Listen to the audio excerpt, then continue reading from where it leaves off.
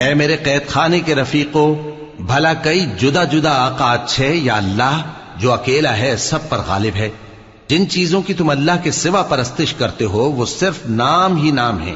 جو تم نے اور تمہارے باپ دادا نے رکھ لیے ہیں، اللہ نے ان کی کوئی سند نازل نہیں کی۔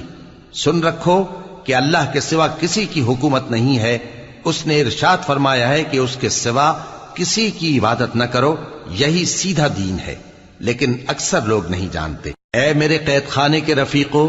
تم میں سے ایک جو پہلا خواب بیان کرنے والا ہے وہ تو اپنے آقا کو شراب پلایا کرے گا، اور جو دوسرا ہے وہ سولی دیا جائے گا، اور پرندے اس کا سر نوچ کھائیں گے۔ جو بات تم مجھ سے پوچھتے تھے وہ فیصل ہو چکی ہے، اور ان دونوں میں سے جس کی نسبت یوسف نے خیال کیا کہ وہ رہائی پا جائے گا، اس سے کہا کہ اپنے آقا سے میرا ذکر بھی کر دینا۔ پھر شیطان نے اسے ان کا اپنے آقا سے ذکر کرنا بھلا